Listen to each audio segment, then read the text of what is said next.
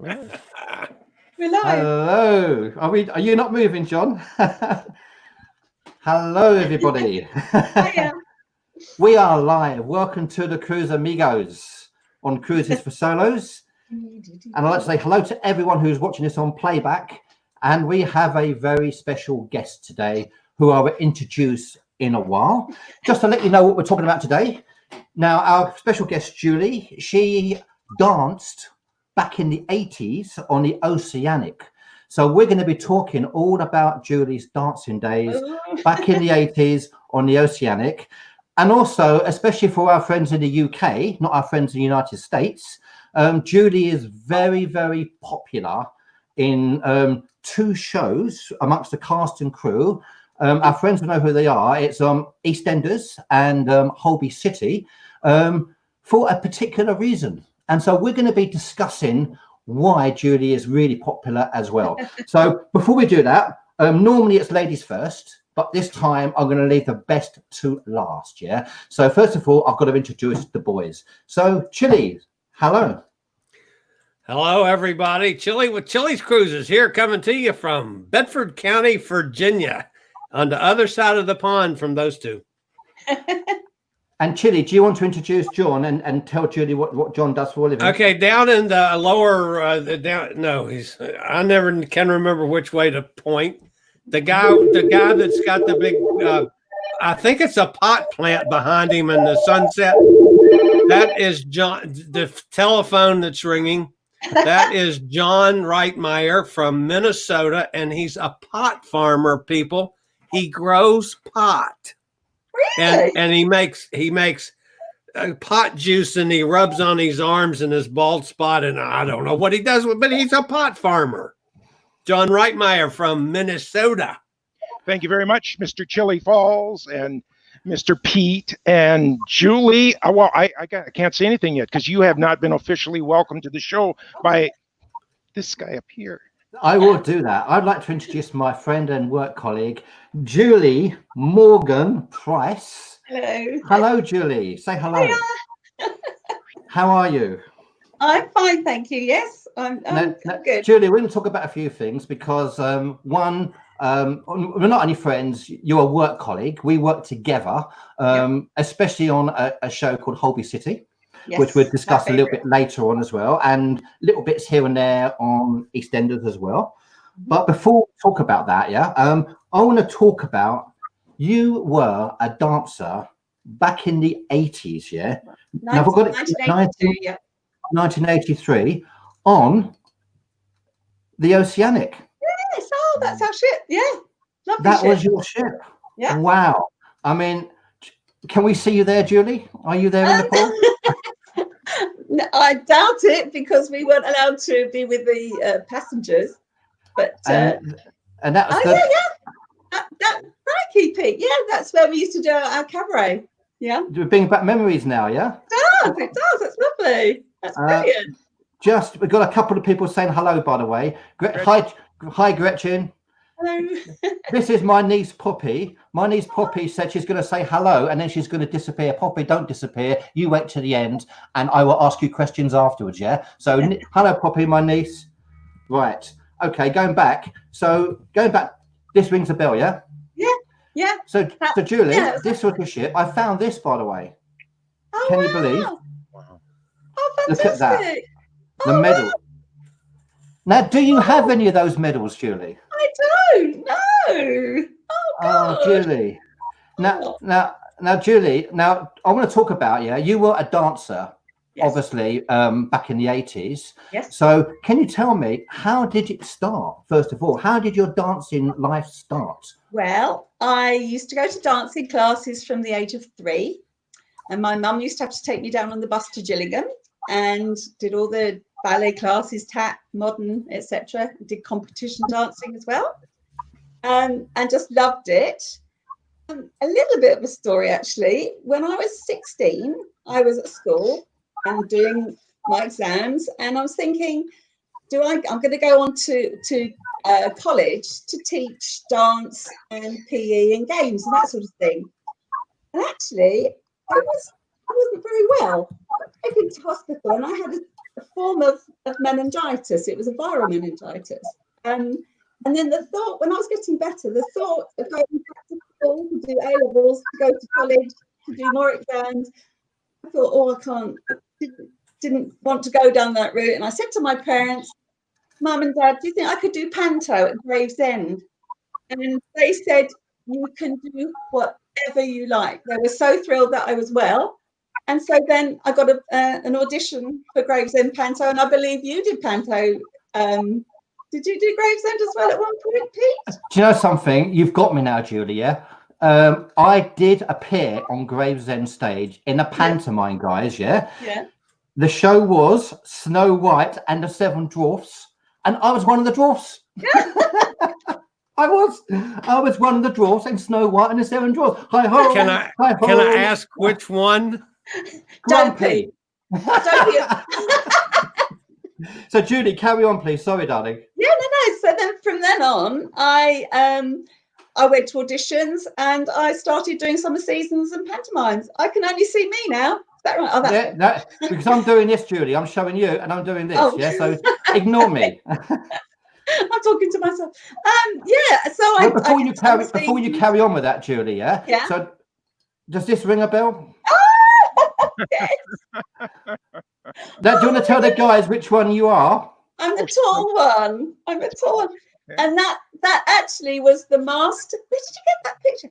That was the I don't know, master. Julie. I've managed to find it somewhere. Been a bit naughty. That cut was the master cut I'd won the highest marks in all the ballet sections from all age groups. So, yeah. Oh, that's when I was May Queen in Hempstead. I was 12. How cute is that? Yeah. And that was on the front page of our local paper. And it was a big picture of me. And there was a little picture of Edward Heath, who was our Prime Minister at the time. And my one, it said a wave and a smile, number 1. And the little one was a wave and a smile, number 2. And I beat the Prime Minister. You beat the Prime Minister. I did, Right. yeah. Oh. Sorry to interrupt you, Julie. I will bring the guys in a bit. But please tell a story about your dancing before you end up on the ship. Well, as I said, I did telly dancing and summer seasons, lots of pantomimes. Oh, that's the good old days, and I'm in the middle there. We did a kicking routine and a tap routine, and I can remember it now. How amazing is that? Yeah. And then, so carry on, please, Julie. I did the Palladium pantomime one year with Youth of Joyce and Brian Murphy and Richard O'Sullivan and Fiona Fullerton, and it was just amazing to be at the London Palladium. I mean, it was fabulous to be working there in London. And Julie, am I following you about? Are you following me about? Because I performed on the London Palladium. I was in Hans Andersen with Tommy Steele. So and I know a girl that was in that as well, and I can't think of her name now. If you said earlier. Oh, wow. She's a cousin of my friend Lindsay. And I can't think what her name is at the minute. It'll come to me later. It's lovely there at the podium. I'm going to bring the guys in a minute because, sorry, guys, I just want to give the introduction first of all with all. So how did you end up on a cruise ship, Julie? Well, it was coming to the end of my dancing career, and I was engaged to get married to my husband, David. And I hadn't done much touring abroad, and I had the opportunity of dancing on a cruise ship. And I thought, right, I'm going to have to do this before I go home and get married, because when I got home to get married, I wanted to stay married. And sometimes if you're in the theatre and you're off and away, it's a bit difficult. And so I wanted to start my marriage off properly. And so that was like my last big contract. And it was wonderful.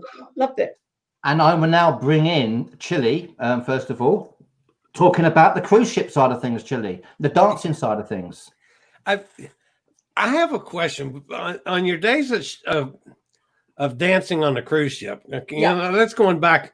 You know, we were kidding around beforehand about the boats rocking and stuff, but back in those days, it wasn't real easy to cruise. I mean, yeah, if you got in stormy weather, that threw you around a lot. Did you ever have to dance in the middle of a storm when the boat was rocking? We did, and it was so funny because we'd have to, when you're doing a routine, I want to stand up, but when you're doing a routine and you come to an end and you put, you can't see me, but you're all finished. Yeah. You'd go like that, and then you'd all go, and everybody, but we'd all do it in sync because we'd all fall to the side. But one dance that was really dangerous was doing a can, because we used to do our kicks and we used to jump into a split. And you land, yeah. Yeah, that's and it. you land, and when you go to land, you either meet the floor a bit earlier than you were anticipating, or the floor has gone away and you've got even further to go. So, Now yeah. you do know, Judy, that John and Chili can both do the splits, don't you? Oh, I'd like to see that. Absolutely. Yeah, I mean, yeah. they're happy to show, aren't you guys? Yeah, happy to demonstrate doing the splits. I do one leg and he does the other. We're perfect. Works completely. More than 180 degrees. It's magic. Mhm. John, hello, John, my friend. Yeah, sorry to bring you into it now. Yeah, hi, John. No. This is awesome. I mean, I'm overwhelmed by that, and you must have had to depend on your fellow line a lot because of that. Because even now with today's cruise ship, I mean, I've been on the ships where they, like on the Norwegian Epic, they have a little Cirque du Soleil. Yeah. Oh, yeah. And they've had to call it off some nights because, and even on the Epic with their big fins out and everything, they just don't feel comfortable in, doing the flips and things. So it was quite daunting sometimes. Yeah, but we managed somehow. It made it all part of the fun of it. And Well, the shows that we did weren't anywhere as big and huge as the ones you could get on cruise ships now. There was an American group that did that. There was a small stage and they used to do their show there, and we tended to be like in the cabaret room, but lots of feathers and lots of costume changes in the cupboard. But yeah, it was really good fun. Enjoyed it, and we were treated as artists, as dancers. We weren't classed as crew. We didn't have to do crew staff duties or anything. We didn't have to do meet and greets and stuff. So during a typical day, how much of on-time duty did you have? Just the show in the evening. Didn't have any duty time. Nothing. Plenty of time for drinking, Julie. Yeah. Well, we did a bit of that. I tell you, actually, we used to have a formal night. Twice a week. On one particular formal night, we used to have, the show that we did was 2 minutes long. We were actually introducing a comedian, and he used to go on and do his show at midnight. But we had to be in formal dress, so we were all dressed up, got our lovely long hair on and makeup on, etc. We'd say, okay, well, we'll have our meal and we'll have a bit of wine with our meal. Yes, why not? And we go off and sit and have a drink in the park before the show. And of course, by the time the show came around, which was about midnight, we've all had too much to drink. The ship might be moving a little bit, got the big feathers on, and you're dancing along and think, whoa, I shouldn't have had that last time. I love it. See, I figured out how to stop the ship moving, guys, yeah, because when I'm staggering back at night, it kind of balances out the movement of the ship, I find. It works really well. Yeah. Okay, Julie. I've got a few photographs that you sent me, Julie, yeah? Oh, so we're going to talk about them. The guys haven't seen any of these, by the way. Okay. I've kept the guys in the dark totally. They've got no idea what's going to come up there. They keep us and he feeds us BS, so. Yeah. It's called being prepared, John, which I never am, as you probably know. Yeah? I love it. So here we go. I'll put some photographs up, Julie. Can you see them, by the way, Julie? The photographs. The thing is, I'm very vain. I'll have to put my glasses on. You are. There we go. I just realised that. That's going to put use mine. Here you go. Take mine. Right. Okay, Julie. Okay. They're not in any order, so I'll start clicking through them. And you can just tell us a little bit about the photographs, yeah? All right. Okay. Yeah. So this is our Yankee Doodle number, and the guy in the middle was our cruise director. And I always remember when we first got on the ship, he said, and it's not true, the rumor that's going around that if everybody flushes the toilet at the same time, that the ship goes faster, because they're going to go shh. I always remember. And also it was my friend Sue, I think she's at the front there. Yeah, no, my friend Sue, just behind his shoulder. Anyway, she and I missed our birthdays. We were the only two that didn't get a birthday during our cruise. And so we had an unbirthday party. And we said to the cruise director, okay, when we go to St. Thomas, we're going to go to the liquor store and bring some wine in so we can have a party on the crew day. And he said, oh, don't go to the liquor store. I've got 6 upstairs. Come up and get some wine. So we go up. And he says, okay, we've got six boxes of wine. We were going to go down with 6 bottles, you know. So yeah, the crew, we had a fabulous party. Oh, wonderful. Question for you. Back in those days, I mean, obviously, you were pretty young when you were dancing on the ship, and obviously extremely attractive. I'm not trying to be politically incorrect, folks, so don't anybody give me hell about this. You keep She was a digging, good-looking Chili. lady. You What keep can I digging, say? my friend. Yeah, you keep digging. Did you ever feel unsafe, or Oh no, we didn't. I didn't. you feel felt safe on the cruise ships even back Totally. then? Yeah, totally. Yeah. The only time I was on the cruise and I was going home to get married, and all my friends, they were all single. So in fact, I'd have had a better time if I wasn't going home to get married. But when we used to call in at Puerto Rico, we had to it was an evening stop and we could go ashore, and they said you mustn't go ashore alone. And of course, they'd all kind of chummed up with, they got boyfriends and girlfriends, etc. So I didn't leave the ship most times in Puerto Rico, but that was on the ship. No, we felt as safe as Next photo, Julie. Oh, yes, Can you see that one? I can. That's me over the back there. Yes, with Wow. Mitch one side and Sue sitting down. She was my bridesmaid, and Adrian in the middle. He is in LA at the moment. Wow. Sorry, Is he still performing? in Vegas. He works there, lives there. Another one I have. Yes. That's me on the left there. Yes, that's our can routine. That's doing the can, doing the splits. Yeah. The guys that want to do that, yeah. And yeah, that's one of our opening. I think it was the opening or closing number. Yeah. wow, classic. All the big feathers, they were fabulous. And we had big harnesses. Oh, that was Christmas in our cabin. Christmas on the cruise. Tell us about it. And it was sunny. It was sunshine. So we decided on Christmas Day that we wanted to be terribly English, and we didn't want to be in the heat on the deck. So we found our hats and scarves that we'd arrived in, because we'd got to New York in November. So we put hats and scarves on, and we went round all the passengers on the deck, and we were singing English Christmas carols. It was wonderful. Wow. I'm sure it was a treat for them too. I'm sure they loved it. Yeah. We're all a bit mad. Then the next day, we actually stopped in Barbados.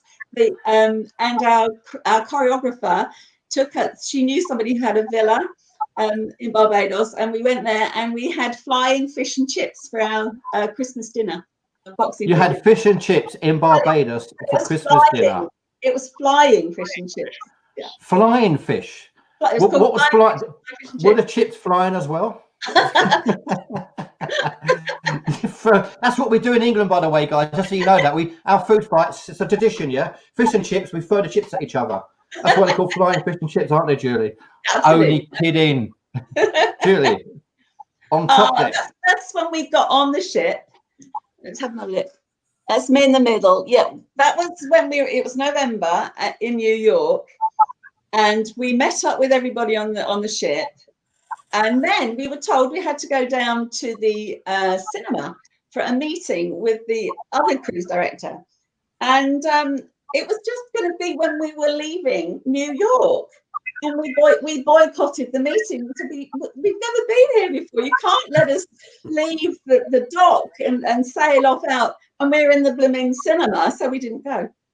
Now, Chili, John, yeah, if you look closely at that photograph, if you look in the background, yeah, you'll see Emily. Emily's in the background. Yeah, Can you see she's her, back over there. Emily's in the background. She's waving. Hi, Emily's from New York, Julie, who's watching today. And Yeah, so she's there in the background probably. I think she was in a baby basket back there. Yes, But probably. This photograph, Julie. Yeah, that's just another one. That was where we had to change. It was so cramped. And we had those costumes, they hooked on our arms and we lifted our arms out and there was like feathers and all, it was fabulous costumes. And this is the band. That's the little band. They used to play for us and then they used to play on the deck, like in the evenings for the dancing and stuff outside. And this one, Julie? Yes, so that is me. This was the night before we came home and had all the shows were finished. We didn't have anything more to do. We weren't allowed to buy drinks at the bar. That was one rule we weren't allowed to do. So I decided he was an American guy, but he was cruise staff. And so we bought drinks at the bar. We sat on the stools, which we weren't allowed to, and I cut my leg over as well. I won't answer that one, Julie. That's too much information. And there you are as well. Right, which one am I here? I think I'm right. If I'm looking at it, the one on the right in the front. Okay, in the great green outfit, yeah. Yes. And I mean, socially, it looks like you were having a wonderful time. Yeah. So this was our restaurant table. We had a proper seat in the restaurant. We didn't have to go to the crew place. That was our choreographer. Then second in on the left, and yeah, they treated us beautifully. It was wonderful. So yeah, smashing. Oh yeah. So this, I was saying, this made me sort of links a bit with work, but we used to try to be terribly English, and we used to, when we had one day ashore, we used to go to Winn-Dixie's, a supermarket, and stock up with as many English things that we could, and we would have afternoon tea in our cabin. And all the American kids from the other show thought it was so wonderful. They used to not, can we come in for afternoon tea? And so that was me with my little headdress and serving everybody. And John, can you stop barking, please, John? It's not my dog. I'm in the other studio. So whose is it? Oh. So that's us on one of the decks. Yeah. Yeah, I'm in the green skirt there. Happy days. And shopping. On this, I thought that's typically American, isn't it? You know, I've got the brown bags, and yeah, that was getting our stocks ready for our afternoon teas. And you're able to bring them back on the ship as well. Yeah. I mean, we can't do that anymore, can we, guys? We can't bring them. Can you? And let's have a look. I have one more there. I had to have a water hydrant and a brown bag, paper bag. Absolutely. Right. Sorry, John. Sorry, Chili. Do you want to come in before we carry on? Oh, no. I'm enjoying the hell out of this. I'm just sitting back and listening. About the same time you were doing this, I was in Vegas. So. Oh, were you? Okay. Yeah. Oh, and what were you doing there? I worked for a casino for a couple of years. Oh, okay. Yeah. Wait a minute. You were in Vegas then? Yeah. I was the news director at KORK Radio in Vegas then. What year? 83. I was actually a little before you then. I left in 80, I think 80 or 81. Oh, yeah, I left you were long gone already, see? Yeah. You're showing your age, aren't you, guys? Yeah. Okay, guys. I mean, one of the things I'm going to move on to as well, apart from the cruising side of things, is that I work with Julie in a couple of shows in the UK. And one of the main ones we've been working for absolutely years, Julie, is Holby City, isn't it? Yeah. Which is taking a break at the moment, sadly, because we were there. We were there, guys, on the very last day of filming on Holby City. They shut us down at lunchtime because they felt we could no longer carry on, you know, and they're the gang. Oh, no. That's a photograph. Oh, bless. The chap. We have Mikey in the middle, who's our assistant director. Yeah, as you can see, I'm a little bit. We're a bit of a crazy gang, aren't we? Yeah. Oh, it's lovely. It's so nice. That was the very. I mean, Holby City and EastEnders is another program we both work on. And I mean, Holby City is such a long time. It's like a family to us. Yeah. Now, for instance, this is a few of the people from Holby City. That's how we look when we're working in our scrubs. Because Julie, just to let you know, that's a few more of our gang. Oh, yeah. Yeah.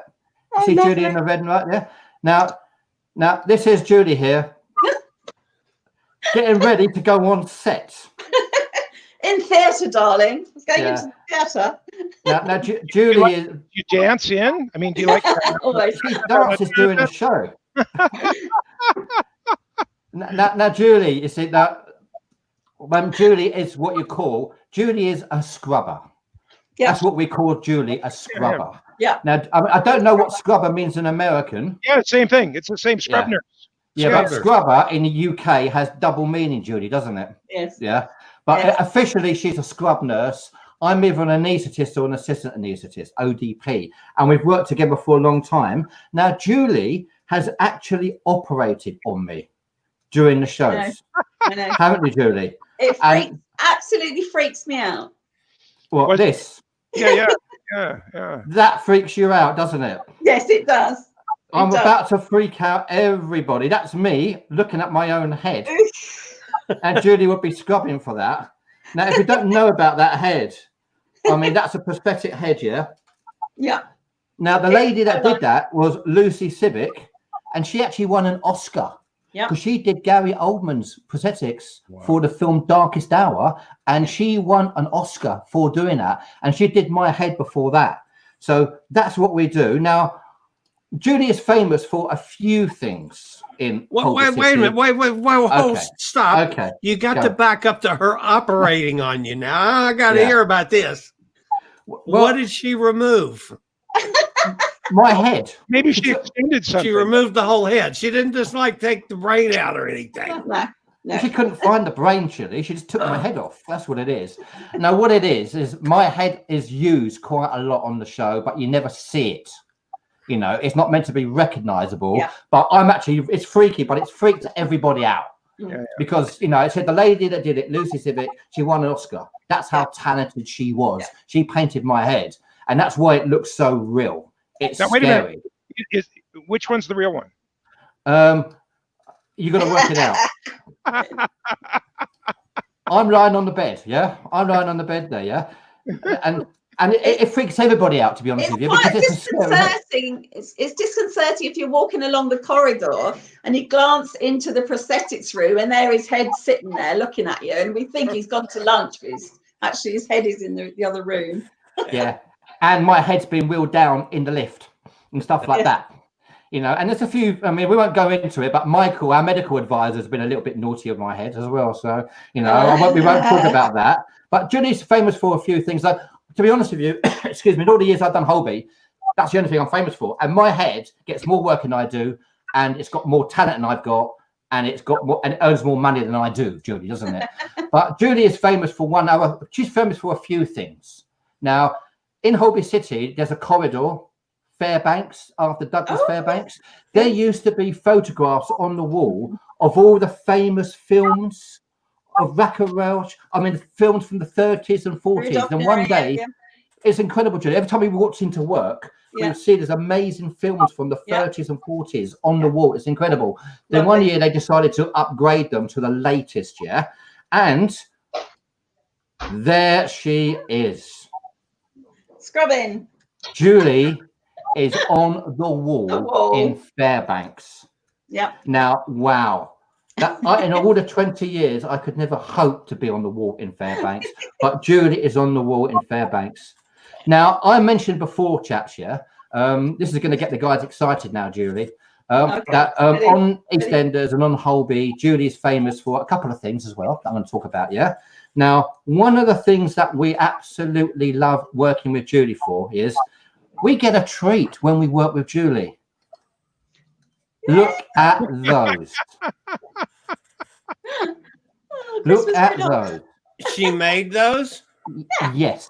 Awesome. Julie, every single day that Julie's on Holby or Enders, she bakes Tell us about the baking, Julie, because I'll go through, by the way, guys, just to really get you really frustrated, yeah? You got these incredible cakes that Julie bakes.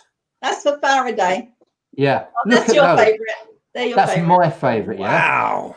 And so what happens is we're working there, we get a break in between, then Julie brings out her cakes, and there is literally a fight between the cast, the crew, and all us SAs, yeah? We are diving for those cakes. Julie, how did that start? It started with, I used to make some cakes or cookies for our little team, for you, for the anaesthetist, scrub nurse, theatre nurse, and theatre runner. So say 6 people, maybe 5 or 6 people. And then of course people will walk past, go, oh, what's this then? Oh, have you been baking? I said, well, yes. And so I had to develop it. I had to make more and more because everybody was joining in and enjoying my baking. So yeah, even the directors have it. I mean, wow. That was for my friend Sue Mead's birthday. It was her 50th birthday and her brother's 40th birthday. And we were in shows together. And to bring it back on, Pete, That's just awesome. can you put that back on? Yeah, let me get back down there. I can do that, Julie. Go for it. So in the front, I put the orchestra, and there's an organist there next to the conductor, and I made that to look like my dad with his bald patch because he used to play the organ. So yeah. Oh, I mean, guys, what do you think about that? Awesome. It's phenomenal. Yeah. That's 10 years ago, that one. And I see you work with fondant, which of course is not an easy thing to do. That's temperature and humidity sensitive, and yeah. But yeah, I've done several wedding cakes and things, but mainly for friends and people I know. I did my son and daughter-in-law's wedding cake 3 years ago. But yeah, I enjoy doing it. But I just like baking, and I haven't got anybody else at home to share my baking with, so I might as well bring it all to work. Then I have to do savouries, and then I have to do gluten-free, and then I have to do vegan. It's all getting a bit too much. And the cast of Holby City. Just bring sugar. Yeah, and Julie, the cast from Holby City and EastEnders, they absolutely love it, don't they? I know. And honestly, guys, they really do. They just can't wait to dive in as we can't. It is such a treat because you work so hard on these shows, yeah. And you know, and on Holby City, we get a few things like crisps and stuff like that. But to get these cakes, you know, during the show is just incredible for us, and everybody absolutely loves Julie for that. Have you got any questions about that, guys? Before I move on, if I can't take some in for some reason, I always feel so guilty because people look, oh, Jules is here, and I haven't got anything. I feel guilty, so I have to always. It's go home, Julie, isn't it? If you don't bring your cakes in, you know. I have to even give it to I have to take some in for the security guys on the gate as well, because they started creating. Now, because baking that's a whole set of skills in its own. Do you also just enjoy cooking? I love it. When I was a little girl, my grandma, if I stayed with my grandma, she was always a baker. She always made cakes. And I used to play with a little girl next door. And I was staying with her for a week. And my grandma and I were making a cherry and walnut cake. And I was chopping up the cherries and the walnuts. And she had to give me more because I kept eating them. So we were baking this cake, and the little girl next door knocked and said, oh, can you come out to play, Julie? I said, oh, no. I said, we're baking. I can't possibly. And my grandma said, of course you can't go out to play. Oh, no. It's far more important to be baking with my grandma. But wow. yeah, Well, I've spent the best part of 72 years eating cakes. I have no idea how to bake one. Matter of fact, I'm not even sure how to turn a stove on, but I sure as hell have eaten my share. Now, I've gone through, guys. We're going to go back to talking about the cruise ships as well to finish up with, which would be lovely. But there is one other thing that Julie is famous for on EastEnders, on Holby City especially. You don't know what it is, Julie, do you? No. Julie is absolutely famous for this. Smoking crack? No, look. That's what it looks These like. are bottles. Yeah, you do not want to be anywhere near Julie with a bottle of water. Look, that's her scrubs. Now that was my mum's loft. That was different. Okay, and if you want to see the typical pose that Julie has when she's on Holby City, yeah, it's that. Cleaning up the floor. Yes. That. Now, Julie, tell us. We call it Watergate, and I know you've got Watergate in America, but tell us about Watergate, Julie. It is water bottle gate. It's I had a set of water bottles that I had when I bought in Canada. I got from Canada, and they work fine. You press the thing, you drink, and you release it, and it closes. They've got to change the design, and now you have to close it again, and I forget, and it gets knocked over, and then it spills, and yeah, it's a nightmare. I know. That's what we get, isn't it? So whenever we all know out on Holby, yeah, watch out. She's got her water with her, so something is bound to happen there. I've knocked it over in the studio because I put my water down where I'm working, doing the scrub nursing, and then if they've moved my trolley away, it's exposed, and I've picked it and I've knocked it over then in the studio. Oh. Well, I've just got 2 more photographs to put up before we go back and talk to you a bit more about the cruise inside. Right. You know, because it's now, guys, I'm a friend of Julie, as you said. One of the ways I earn a few pennies, when I used to earn a few pennies, is I photograph and I video a few weddings. And I was lucky enough. Julie took the chance of getting myself and my brother to photograph and video her wedding. Yeah, I'm not going to put up loads of photographs, Julie. I'm really not. I want to see the whole. We want to see the whole thing. But we want to see the whole thing. Awesome. I took that. I love that. That's my favorite picture. I love that one. That's Julie's sons. Yeah. Isn't that just a beautiful photograph? And you know, that's the smile that all of us from Holby City and EastEnders know about. But Julie, I've got one more photograph to bring in before I bring the guys back in. Okay. And I just want you to. Can you please? Do you want to put your glasses on, Julie? You'll need your glasses for this. Glasses. And guys, please bring in on this. Can you please explain this, Julie? Juicy Julie. Wow. What is this about? And here we are with the kinky part of the show. Well, I must have been about 19, and the show I was in, we used to do lots of charity functions at a weekend, and the boys used to play cricket. The girls used to play netball. I was the netball captain, and we had our names put on, and that's the only thing I could think that rhymed with Julie. And I should have pulled my shorts down a bit, shouldn't I? But there we go. Chaps, do you have anything to say about that? I love it. That's just me. Now, to finish off with, Julie, because it's been absolutely fantastic talking to you. I want to go back to the cruise ship because obviously you cruised back in the 80s, which is incredible. I wish I discovered cruising back then. I really do. Yeah. And a couple of questions about the cruise ship that you tell us about the ship and what was your favourite port that you went in, and do you have a story about Malta, if I remember correct? That wasn't on the ship, but yeah, we did go to Malta. Okay. The ship was much smaller than the ones that you have nowadays. Who's that? John? Hello. They're all trying to phone you. Everyone's trying to phone you. Okay, Julie, carry on, darling. They're much smaller, and I think they were very, very classy. Lots of, wood paneling and just very, very classy. You weren't allowed inside if you couldn't just come in with flip flops on. Yeah, you had to be dressed properly. As I said, we had formal nights as well. But yes, it was a different thing to what it is now, I think. So yeah. So I mean, wow. I don't know how many that the ship would have held compared to now. I mean, I think it's 2,000. Tiny, isn't it? It looks tiny, but I still think it was 2,000 people. That's probably maybe, yeah. You know, and that's again, you know, the wonderful I've got a story about the swimming pool. So I absolutely love swimming, and I love the water.